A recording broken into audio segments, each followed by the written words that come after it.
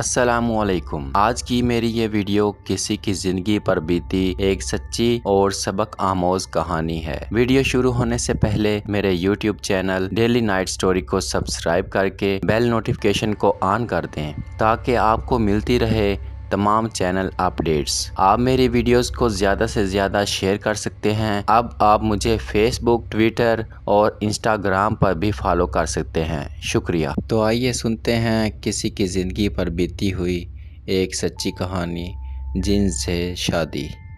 عالیہ کو سلمان کے قدموں کی آواز سنائی دی اور وہ اس کے قریب پہنچ گیا۔ جذبات سے کانپتے ہوئے ہاتھوں سے اس نے عالیہ کا گھونگھٹ الٹا اور انتہائی حسین لاکٹ اس کی گردن میں ڈال دیا۔ عالیہ نے لاکٹ دیکھا اور حیرانگی سے سلمان کو دیکھا اور سلمان نے اس کی آنکھوں کو چوم لیا۔ یہ پتھر ہی تو ہماری محبت کی کامیابی کا ضامن ہے۔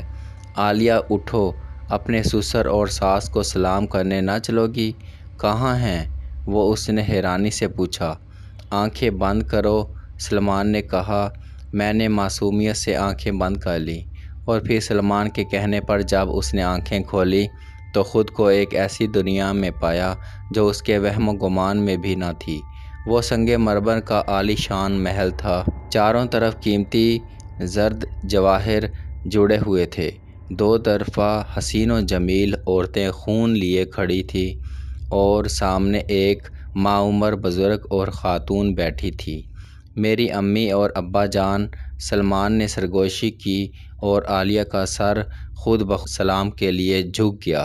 خوش آمدید دلہن، ہمیشہ خوش رہو۔ دونوں نے دعائیں دیں اور زرد جواہر اس پر نثار کیے جانے لگے۔ اسے حسین زیورات سے لاد دیا گیا اور پھر راگ رنگ کی محفل جم گئی۔ عالیہ خواب کے عالم میں یہ سب کچھ دیکھ رہی تھی۔ اس کی سمجھ میں نہیں آ رہا تھا۔ رات 3 بجے اس محل کے ایک کمرے میں اسے پہنچا دیا گیا جس کا تصور بھی نہیں کیا جا سکتا تھا۔ کمرے کی دیواروں میں ہیرے جڑے ہوئے تھے جس سے کوس قزح منتشر ہو رہی تھی۔ ایک سونے کا چھپر کھٹ موجود تھا۔ یہ میرا گھر ہے عالیہ۔ اس دن برگد کے درخت کے نیچے تم بیٹھی تھی۔ تم مجھے پسند آ گئی اور میں تمہیں بے پناہ چاہنے لگا۔ میں نے تمہیں وہ پتھر دیا جسے تم نے قبول کر لیا۔ یہ ہمارے ہاں منگنی کی رسم ہوتی ہے۔ میں نے اپنے والدین سے کہا کہ تم سے شادی کرنا چاہتا ہوں، لیکن عالیہ، ہم میں اور تم میں ایک فرق ہے۔ ہم آتشی ہیں اور تم مٹی سے بنی ہوئی ہو۔ میرے والدین نے کہا کہ اگر تمہارے سرپرست اپنی خوشی سے تمہاری شادی میرے ساتھ کر دیں تو انہیں اعتراض نہ ہوگا، اور میں ڈرائیور بن کر تمہارے گھر پہنچ گیا۔ تم جن ہو سلمان؟ الحمدللہ مسلمان ہوں اور تمہارا پرستار، تمہیں کوئی تکلیف نہ ہوگی۔ عالیہ، میں تمہاری دنیا میں تمہارے ساتھ ساتھ رہوں گا۔ میرے والدین نے اجازت دے دی ہے۔ میں ولیمہ بھی تمہاری دنیا میں ہی کر سکتا ہوں۔ میری ایک خوبصورت کوٹھی موجود ہے، ایسی کوٹھی جو تمہارے دشمنوں نے خواب میں بھی نہ دیکھی ہوگی۔ کل سب کو اس کوٹھی میں بلائیں گے اور اس وقت ان کی حالت قابل دید ہوگی۔ میں نے تم سے یہ راز چھپا کر اپنے دل میں ہمیشہ چور محسوس کیا ہے۔ کیا تم اس بات پر مجھے ٹھکرا دو گی؟ عالیہ، نہیں۔ سلمان، نہیں عالیہ۔ اس نے اس کے سینے میں سر چھپا دیا۔ گھر کے تمام لوگ ایئر کنڈیشنڈ کمروں میں آرام کر رہے تھے۔ باہر سخت لو چل رہی تھی، جھلسا دینے والی لو۔ اس نے اداسی سے کھڑکی کھولی اور لو کا تھپڑ جسے انتظار ہی کر رہا تھا، ایک زناٹے دار تھپڑ اس کے گال پر پڑا اور اس کا گلا تمتما گیا۔ اس نے جلدی سے کھڑکی بند کی۔ میرے خدا، کیسی شدید لو چل رہی ہے، اس نے سوچا، اور دیوار کے ساتھ لگی ہوئی گھڑی کی سوئیاں 2 بجا رہی تھیں۔ اسے ٹھیک 4 بجے باورچی خانے کی طرف جانا تھا۔ شام کی چائے ٹھیک 5 بجے لگتی تھی، گویا ابھی آرام کرنے کے لیے 2 گھنٹے تھے۔ آرام کا وقت بھی اسے شدید گرمی اور لو کی وجہ سے مل گیا تھا، ورنہ اگر دوسرے لوگ باہر ہوتے تو کسی نہ کسی کام میں الجھا دیتے۔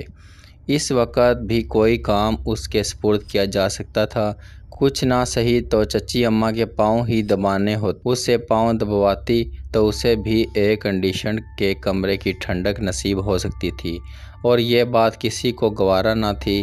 اس نے ایک گہری سانس لی اور اس کی نگاہ آئینے پر جا پڑی۔ لو کے تھپیڑے سے سرخ گال ابھی تک قوس قزح کا منظر پیش کر رہے تھے۔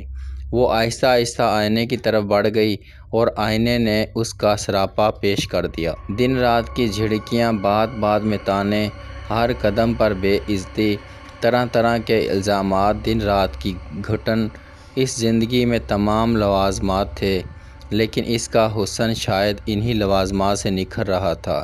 ایسی بھی کیا بے غیرت زندگی ایک لمحے کا سکون میسر نہیں تھا، لیکن کہ پھوٹی پڑ رہی تھی۔ اللہ تعالیٰ نے اس کی تمام محرومیوں کی کسر اسے توبہ شکن حسن دے کر پوری کر دی تھی، لیکن کسی کام کا یہ حسن جو ہر وقت ملامت کا شکار بنا رہتا تھا۔ چچی اماں کا بس نہیں تھا ورنہ زہر دے کر ہلاک کر دیں۔ وہ اس حسن و جوانی پر بھی کڑی تنقید کرتی تھی۔ عالیہ نے صابن سے منہ دھونا تک چھوڑ دیا تھا۔ اب یہ اس کے بس کی بات تو نہیں تھی کہ وہ اپنی شکل بگاڑ لیتی۔ شکل بگاڑ بھی لیتی تو جسم کا ایک ایک نقش چیخ چیخ کر اس قیامت خیز حسن کی تشہیر کر رہا تھا۔ نہ جانے کب تک وہ آئینے سے حسن کا خراج وصول کرتی رہی، پھر ایک ٹھنڈی سانس لے کر آئینے کے سامنے سے ہٹ کر بستر پر گر پڑی۔ 12 سال کی عمر تھی جب ماں اور باپ کار کے حادثے کا شکار ہو گئے تھے۔ وہ خود اسکول میں تھی۔ جب اسے حادثے کی اطلاع ملی تو وہ بے ہوش ہو گئی۔ پورے 4 دن کے بعد ہوش آیا تھا۔ دادی اماں بیٹے کی نشانی کو گلے لگا کر لے آئیں، لیکن چچی کو اس نشانی سے ہمیشہ سے چڑ تھی اور اب تو مستقل عذاب بن رہی تھی۔ بہرحال دادی کی زندگی میں تو ان کی نہ چل سکی، لیکن دادی کی آنکھ بند ہوتے ہی اس پر مصیبتوں کے پہاڑ ٹوٹ پڑے۔ دادی کے علاوہ گھر کا ہر فرد اس سے نفرت کرتا تھا۔ چچا جان تو بیوی کے غلام قسم کے انسان تھے۔ بھائی کی نشانی پر کبھی رحم بھی آ جاتا تو چچی جان کے قہر کی وجہ سے خاموش رہتا۔ چچی جان کی بہن خالہ فوزیہ بھی ساتھ رہتی تھی، بیوہ اور لا ولد تھی، لیکن اللہ تعالیٰ نے یہ دونوں مرتبے ان کی فطرت کو سامنے رکھتے ہوئے ہی دیے تھے۔ بلا کی جلاد اور کینہ ور خاتون تھیں۔ بات بات میں ناک بھویں چڑھانا ان کی عادت تھی۔ خاص طور پر عالیہ ان کے عتاب کا شکار رہتی، بلکہ چچی سے زیادہ اسے خالہ فوزیہ سے ہول چڑھتا تھا۔ اور عظمیٰ تو بچپن میں تو ٹھیک ہی رہیں، لیکن جوانی آئی تو عالیہ کے مقابلے میں بری طرح احساس کمتری نے ان کے دلوں میں عالیہ کے لیے نفرت پیدا کر دی۔ عالیہ کا معمول لباس، اس میک اپ سے عاری چہرہ ان کے ہزار میک اپ زرد چہروں سے کہیں بڑھ کر حسین تھا۔ بہت سی تقاریب میں انہیں اس بات کا اندازہ ہو چکا تھا، چنانچہ گھر کی تقاریب عالیہ کا مکمل بائیکاٹ کر دیا گیا تھا۔ بہرصورت کون سی حقارت تھی جو عالیہ کے انتظامات نہ کیے گئے تھے۔ وہ ہر عذاب کو خاموشی سے جھیل رہی تھی۔ اس کی زندگی میں کوئی بہار نہ تھی۔ اسے نہیں معلوم تھا کہ اس کا مستقبل کیا ہوگا۔ بستر پر بیٹھی وہ انہی خیالات میں نہ جانے کب تک کھوئی ہوئی رہی۔ اس دیوار کے ساتھ لگی ہوئی گھڑی نے 3 بجائے اور وہ خیالات کے بھنور سے نکل آئی۔ ابھی تو 1 گھنٹہ باقی ہے، اگر لیٹ گئی تو شاید نیند آ جائے، اور یہ نیند اس کے لیے قیامت ہوتی۔ اگر ذرا بھی دیر ہو جاتی تو گھر والے چیخ چیخ کر آسمان پر سر اٹھا لیتے۔ کمرے میں تنہا بیٹھے بیٹھے دل گھبرانے لگا۔ باہر لو چل رہی تھی ورنہ بائیں باغ میں چلی جاتی۔ انہیں لو کیا کرے گی؟ اچھا ہے بیمار ہو جاؤں، کچھ دن تو سکون سے مل جائیں گے، مر بھی جاؤں تو کیا ہے، کون سی قیمتی زندگی ہے جو کسی کو تکلیف ہوگی، اس نے سوچا، اور یہ سوچ اس قدر شدید ہوئی کہ وہ کمرے کے دروازے کی طرف بڑھ گئی، دروازہ کھولا اور باہر نکل آئی۔ باہر قدم رکھتے ہی گرمی کی حقیقت معلوم ہوئی، لیکن کمرے میں بھی نہیں رہا جا سکتا تھا۔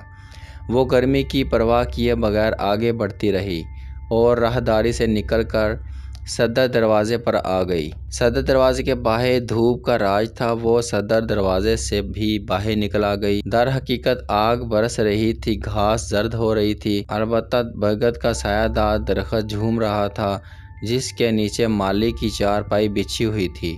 مالی بیچارہ بھی اپنے کوارٹر میں گھسا ہوا تھا۔ تمام ملازموں کے کوارٹروں کے دروازے بند تھے۔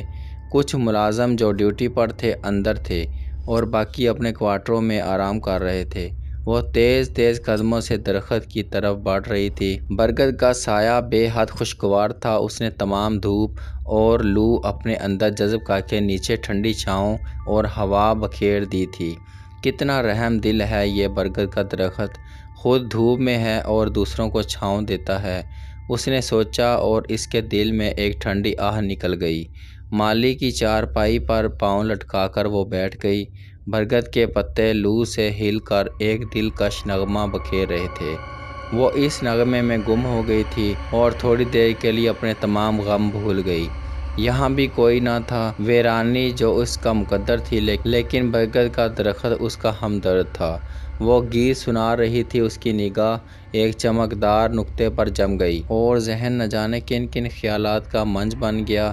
بہت دیر گزر گئی، اچانک اسے قدموں کی آہٹ محسوس ہوئی اور وہ چونک پڑی۔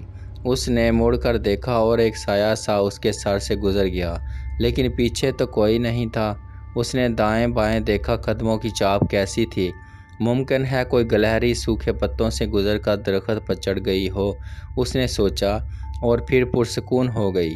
ظاہر ہے اس گرم دوپہر میں سب اس جیسے دیوانے تو نہیں بن سکتے تھے، لیکن وہ سایہ انہیں اب وہ وہمی بھی ہوتی جا رہی تھی۔ سایہ خود اس کا ہوگا جو مڑنے سے بڑا ہوگا، اور اس نے اپنے ذہن سے خیال نکال دیا اور پھر اسی چمکدار نقطے کو تلاش کرنے لگی جو برگد کی جڑ میں تھا۔ نقط ایسے مل گیا تھا، لیکن اس بار وہ بے خیال نہ ہو سکتی۔ وہ چمکدار چیز کیا ہے؟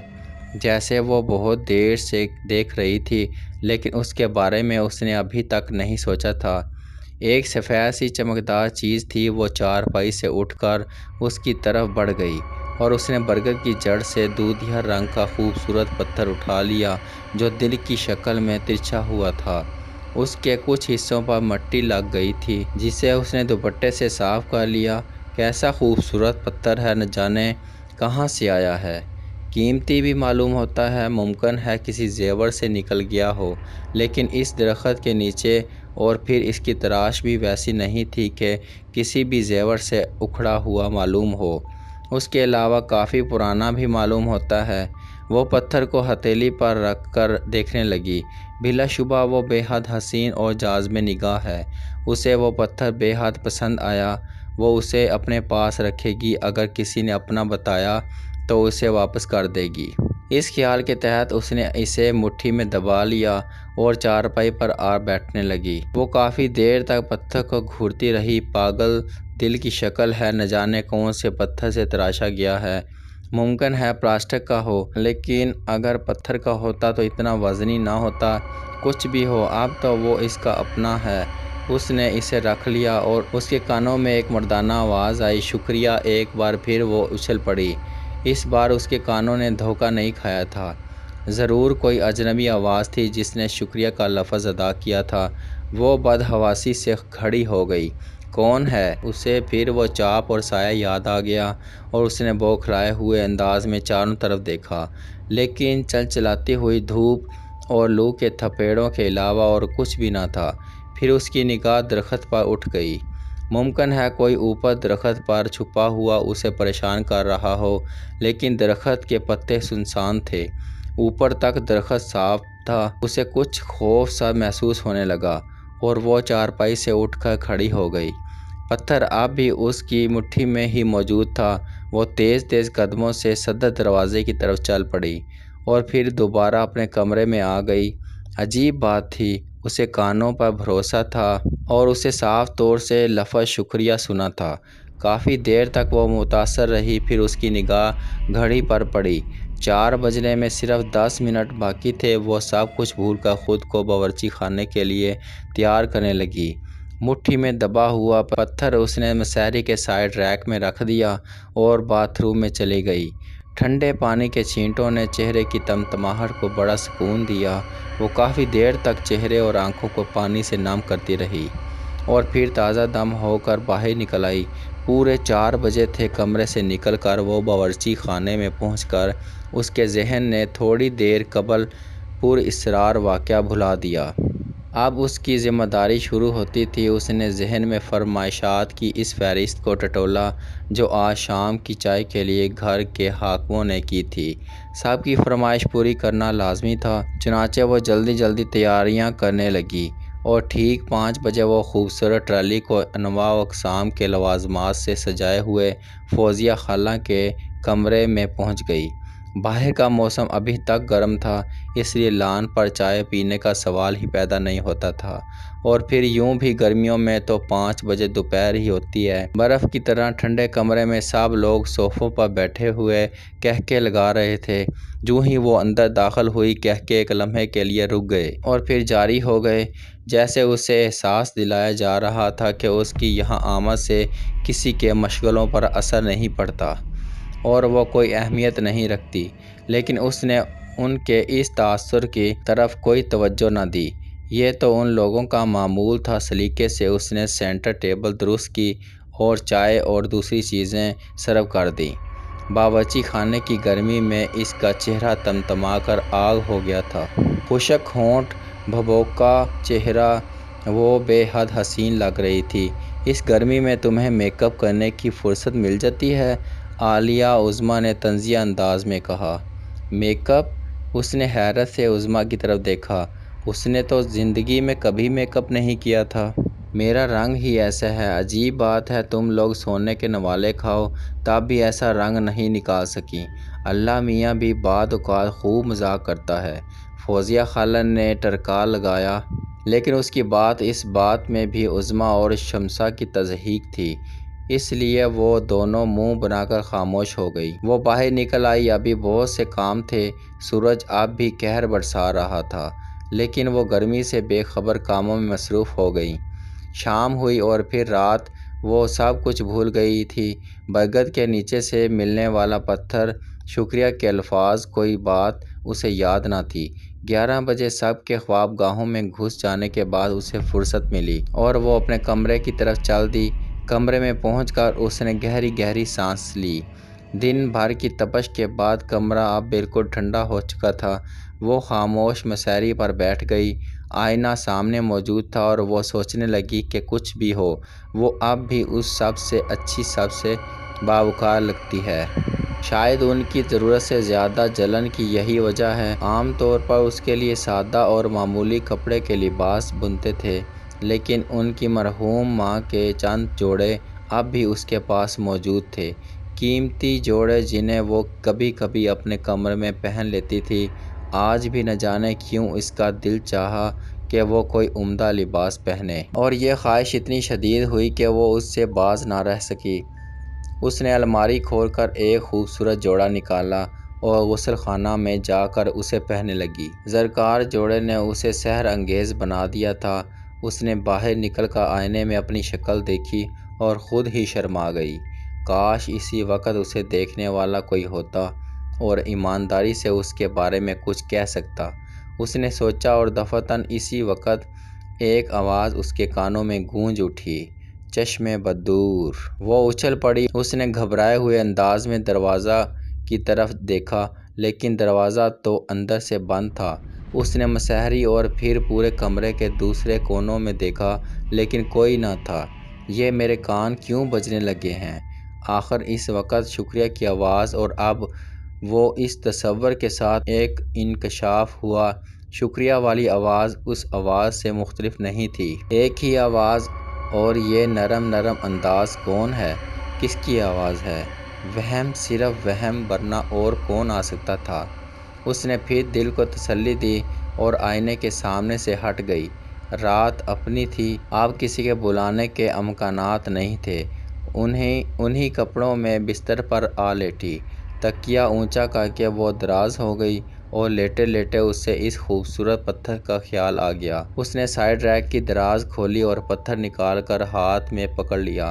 کیسا پیارا پتھر ہے، وہ سوچنے لگی، اور پھر اسے چمکانے کے لیے اس نے اسے اپنے لباس سے رگڑا۔ پتھر در حقیقت چمک اٹھا، لیکن اس کے ساتھ کمرے کے اوپر روشن دان سے کوئی پرندہ اندر گھس آیا۔ 1 2 3 4 اور مبہوت سی انہیں دیکھتی رہ گئی۔ یہ چمگادڑیں تھیں اور ان میں سے 3 چمگادڑیں نیچے اتر آئیں۔ اور اچانک لمبی ہو گئیں۔ عالیہ کی آنکھیں دہشت سے پھٹ گئیں اور وہ ان چمگادڑوں کو ایسا روپ اختیار کرتے دیکھ رہی تھی۔ عجیب بھیانک شکلیں تھیں۔ اس نے چیخنے کی کوشش کی تھی لیکن اس کی آواز بھی دہشت کی وجہ سے نہ نکل سکی۔ خوف سے اس کے جسم کے رونگٹے کھڑے ہو گئے تھے۔ ہم سے ڈرنے کی ضرورت نہیں ہے عالیہ، ہم تمہارے غلام ہیں، تمہارے خیر خواہ ہیں، ہم کسی بھی حالت میں تمہیں نقصان نہیں پہنچائیں گے، ہم سے خوف نہ کھاؤ۔ کاش ہم کسی خوبصورت شکل میں تمہارے سامنے آتے اور تم ہم سے خوفزدہ نہ ہوتی۔ کیا یہ خواب ہے؟ عالیہ نے سوچا اور آنکھیں ملنے لگی، لیکن وہ خواب نہیں تھا۔ در حقیقت 3 انسانی حولے اس کے سامنے تھے۔ ان کی شکلیں بھیانک ضرور تھیں لیکن الفاظ اور لہجہ بے حد نرم تھا۔ تم کون ہو؟ اس نے ہمت کر کے پوچھا۔ تمہارے خادم۔ ہمیں حکم دو ہم کیا کریں، ہم تمہارے لیے کیا کام کر سکتے ہیں۔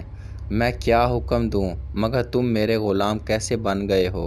وہ ہمت کر کے بولی، یہ بتانے کی ضرورت نہیں ہے، وقت آنے پر تمہیں سب کچھ معلوم ہو جائے گا۔ وہ وقت کب آئے گا؟ بہت جلد، بہت ہی جلد۔ تم بالکل فکر مت کرو، تمہارے برے دن گزر گئے، اب کوئی تمہیں آنکھ نہیں دکھا سکے گا۔ ہم تینوں کو تمہاری خدمت پر مامور کر دیا گیا ہے۔ عالیہ خشک ہونٹوں پر زبان پھیرنے لگی۔ وہ تینوں ادب سے اس کے سامنے جھکے کھڑے تھے۔ اگر کوئی کام نہیں ہے تو ہمیں اجازت دیجیے، کیا ہم جا سکتے ہیں؟ ہاں تم جاؤ، خدا کے لیے جاؤ، ہم حاضر ہوتے رہیں گے۔ اگر آپ ہم سے خوف کھاتی ہیں تو آپ کو تکلیف ہوگی، آپ دل سے یہ خوف نکال دیں، اور ہاں ہمارے جانے کے بعد آپ کو نیند نہیں آئے گی، یقیناً آپ ہمارے بارے میں سوچتی رہیں گی، اس لیے آپ یہ شربت پی لیں، آپ کو پرسکون نیند آ جائے گی۔ ان میں سے ایک نے اوپر ہاتھ بڑھایا اور عالیہ نے اس کے ہاتھ میں ایک خوبصورت شربت بلورین گلاس دیکھا جس میں ہلکے گلابی رنگ کا شربت تھا۔ عالیہ یوں ہی خوف زدہ تھی، لیکن گلاس اس کے بالکل قریب تھا۔ دودھ جیسے گاڑھے شربت سے نفیس خوشبو اٹھ رہی تھی۔ نہ جانے وہ کیا تھا لیکن وہ تینوں اس کے قریب کھڑے تھے، اس لیے اس نے بادل نخواستہ شربت اس کے ہاتھ سے لے کر منہ سے لگا لیا اور پھر گلاس اس وقت ہٹا جب شربت ختم ہو گیا۔ بلا شبہ اس نے اتنا خوش ذائقہ شربت اس سے قبل نہیں پیا تھا۔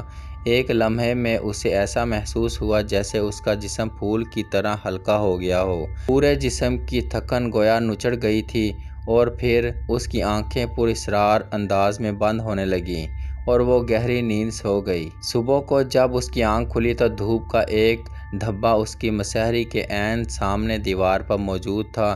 یہ دھبا ٹھیک 7:45 بجے یہاں ہوتا تھا۔ اس نے بدحواسی سے گھڑی کی طرف نگاہ دوڑائی۔ 7:45 بجے تھے۔ ٹھیک 8 بجے گھر کے تمام افراد ناشتے کی میز پر ہوتے تھے اور انہیں 8 بجے ناشتہ دینا اس کی ذمہ داری ہوتی تھی۔ گویا صرف 15 منٹ تھے، اس کے ہاتھ پاؤں پھول گئے۔ آج ضرور موت آ گئی تھی۔ 8 بجے ناشتہ نہ ملتا تو وہ اس کو سب اسے کھا جاتے۔ وہ بجلی کی طرح مسہری سے اٹھ گئی۔ اس کے جسم پر وہی کپڑے تھے جو اس نے رات کو تبدیل کیے تھے۔ اس وقت یہ کپڑے بھی وبال بن گئے تھے، انہیں اتارنے میں 2-3 منٹ خرچ ہو جائیں گے۔ بہرحال اگر انہوں نے اسے ان کپڑوں میں دیکھا تو مزید مصیبت آئے گی۔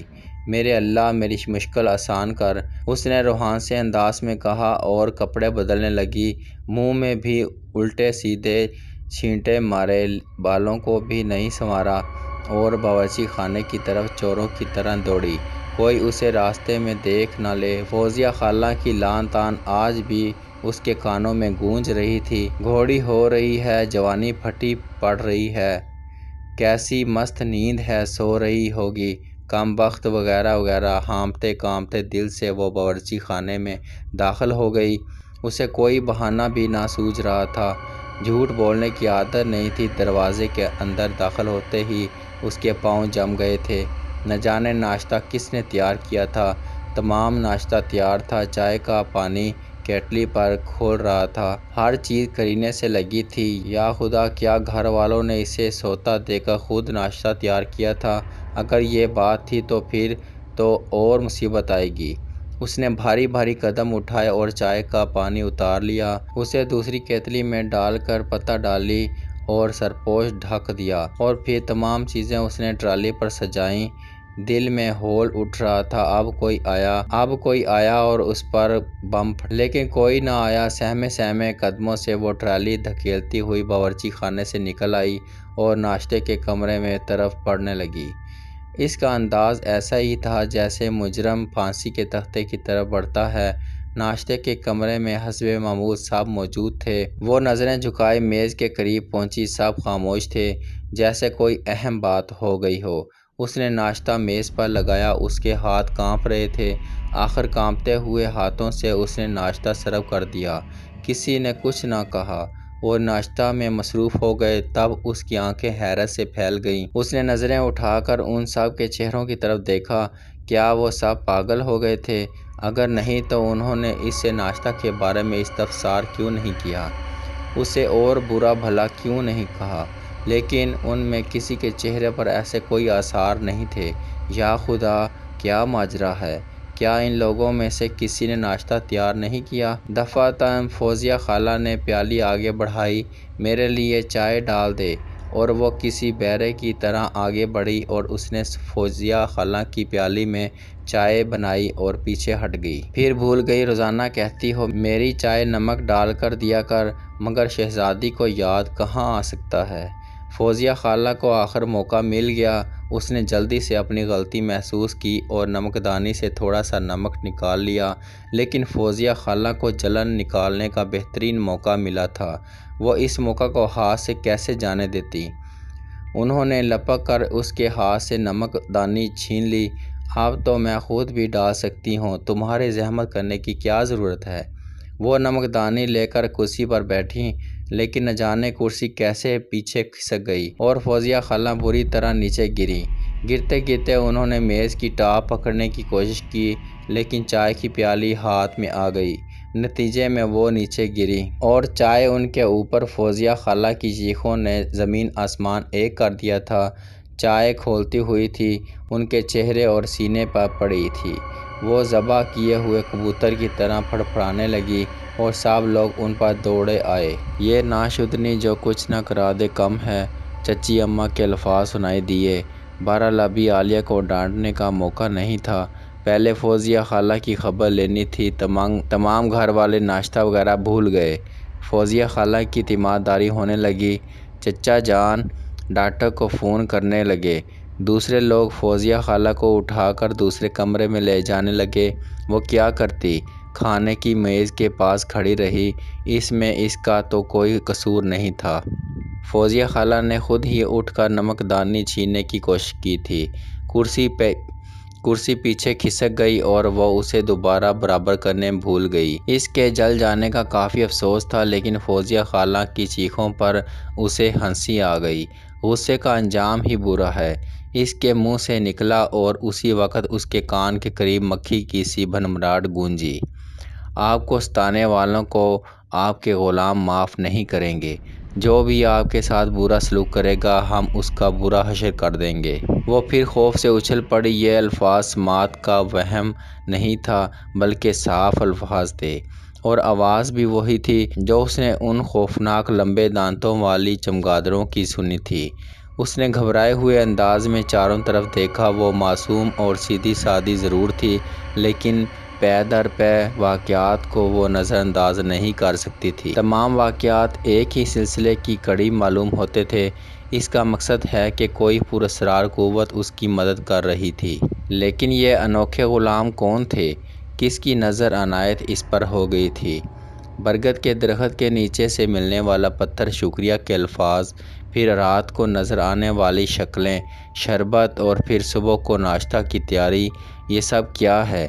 اس کا دل لرز رہا تھا، لیکن اس کے ساتھ ایک انجانی سی خوشی بھی تھی۔